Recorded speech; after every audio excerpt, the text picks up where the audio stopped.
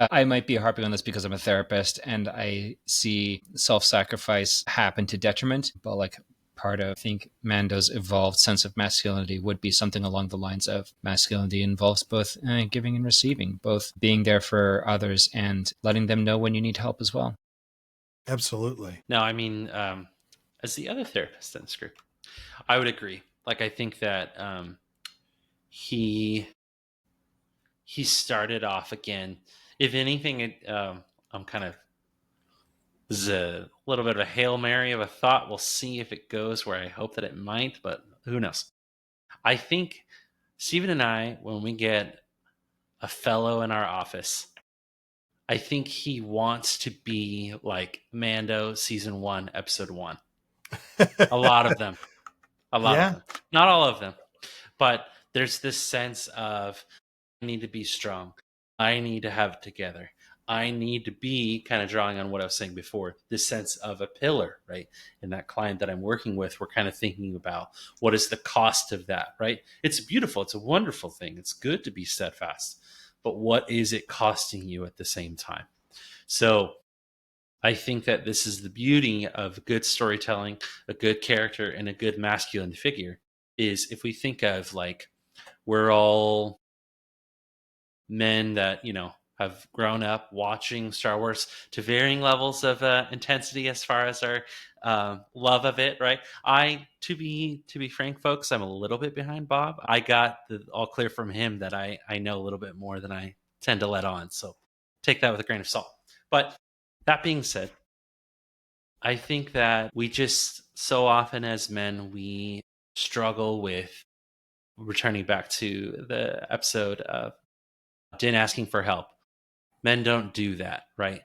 To begin with, for a man to walk into a therapeutic space is kind of saying a lot, because there's not a whole lot that are heading there, right? And not to shame men for that reason, right? There's reason for that, right? And I'm sure as we have these discussions, we will kind of talk about, maybe even unpack through these characters, why Yeah. therapy or why internal work can sometimes be resistant for a lot of men. But what I see Din doing throughout this series is repairing his trauma and bringing on healing where he goes, wherever that might be, right? Because there's a point in time where, early in the show, when he first meets Bo-Katan, his worldview is kind of rocked, right? This other way to be Mandalorian, this other way to be in the world, but I was taught a very particular way to be in the world, right? But she is the one that is a little bit more open-minded in that time. Right? She is the one that says, well, wait a minute, there's a lot of ways to be Mandalorian. I'm not looking down on you for keeping on your mask. How come you can't look at me with respect for me taking mine off? But then, as good stories tend to do, it progresses. Now she becomes the one that's a little bit jaded. She becomes the one that's a little bit resigned to a fate for the Mandalorians of disarray, of dismay, depression. And it is Din that calls on her desire to help, right? She can't help but in that moment help a fellow Mandalorian in need. She has to do this, right? And he also took her up on what she had described about their homeworld, right? About what that homecoming would look like, right? Going back to that sense of him having that loyalty and a sense of character, right? He trusted her word for it. He went to the planet, and through his actions that led to the sequence of events where the Mandalorians come back and they do reclaim the world. So it just speaks to Din being a good introverted hero, a good example of what vulnerability can look like and what it can also look like to unmask, but also sometimes where it is appropriate to mask. I really appreciate that, where it is appropriate to mask and unmask. As we're talking about masculinity, I am wondering if Mandalorians, one of the things that like he would talk about, although it's not explicitly stated in his dialogue, is maybe like a sense of competence. Like, do what you do and do it well. I was thinking about like him throughout season one, right? That like punchy line that he says, like, I can take you in hot or I can take you in cold. And like, there's a sense of like, you're going to come in either way because I'm good at what I do. And Mhm. so like, I'm just going to have to do that. Like you get to decide how this happens. And to like, again, season 1, him sitting in his ship, holding the thing that like reminds him of Grogu being like, That scene's I'm so gonna, good. yeah. Yeah. Oh, I love that. And like the moment of his decision where he's like, I know what I have to do. I can't live with myself. I can't live with what I've done. And I'm have to undo it. And it's probably going to suck, but I have to try anyways. There's a moment of uncertainty. There's a feeling to me of uncertainty, but there's a stronger feeling of like resolve. And I think that resolve comes from a place of competence. He's the freaking Mandalorian. Like, he's trained for this moment. Like, he's good with his guns. And so he can be the person that he needs to be because he's done a lot of prep work to get to that point. And I think that's actually ties into his part of his respect for Bo-Katan as a character is he recognizes her competence in more ways than one. Like he recognizes her as a leader and her capability of leading. He recognizes her skill with the tools of the trade, so to speak, of a Mandalorian.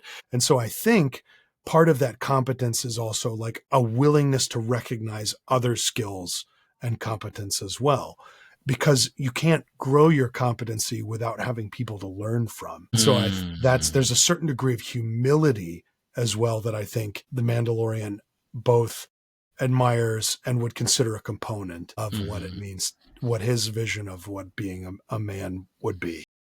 There's humility and there's respect, right? Yes. I will give honor where honor is due. And there's not, he doesn't feel threatened.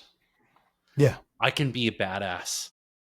I can be Din Djarin, right? Like I can hold myself with strength. I can hold myself with esteem. I have this awesome armor. I have a jetpack. I have all these awesome things, right? I have freaking Baby Yoda, right? I'm not intimidated by other people being good at stuff around me, right? And I think this is something that one of the other things we want to talk about in this pod is sort of how these things hit us at a more personal point, right? And we're sitting at, I think we've been doing this, fellas, for like an hour and 20 or something. We have a lot to say. We're doing well. But I think for me, on this point that we're just talking about here, as far as not being necessarily intimidated by others and showing respect, I think as a younger person, perhaps we all struggled with this to some degree. I kind of carried myself where in my masculinity, I didn't feel like I was enough. I felt like I had to compensate. I felt like I had to, something to prove.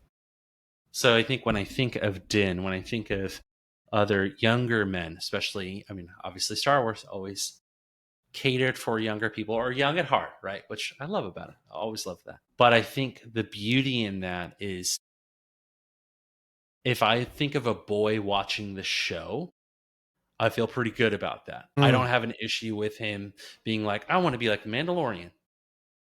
I'd be like, yeah, you do that. Like, yeah.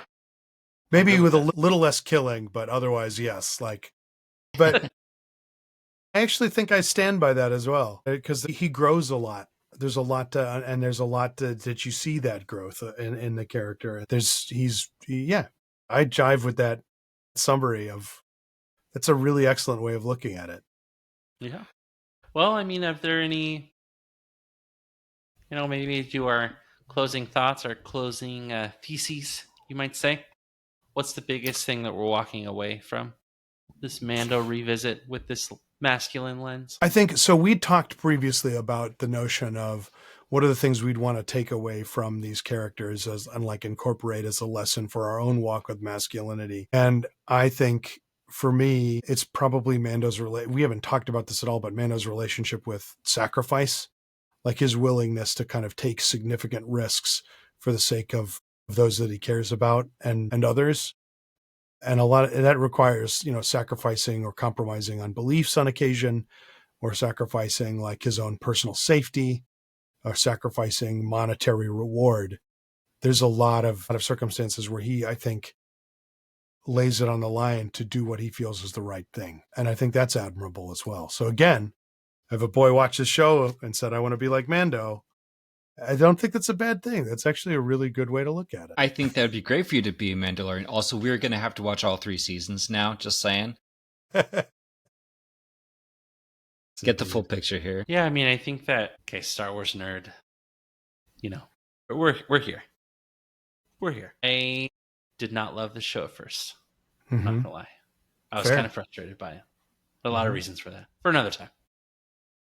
I think with this revisit, with this lens, I liked it a lot more. I really appreciated Din's character arc a lot. There's just a tenderness here that I think we just don't see a lot of male characters be able to experience that. Mhm. Like there's something about, minus Uncanny Valley, Luke. But with season 2, when Din is just holding Grogu, oh, it might make me emotional. But it's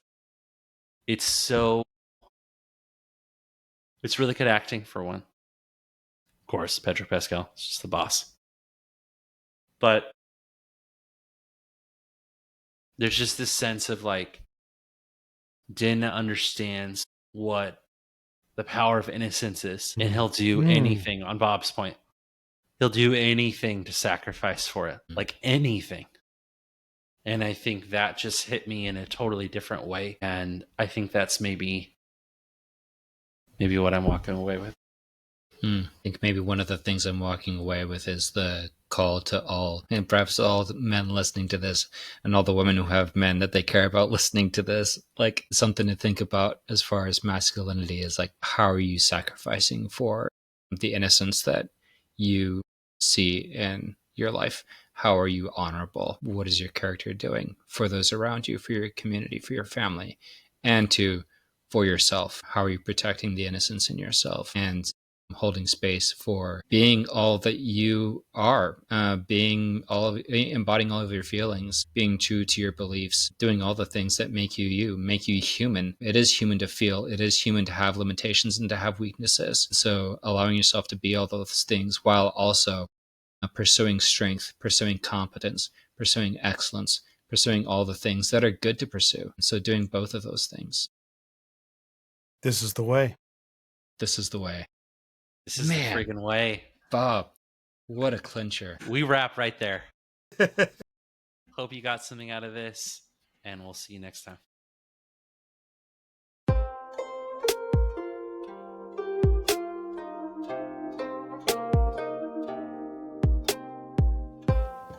Hey y'all, Caleb here. Thank you for listening to our show today.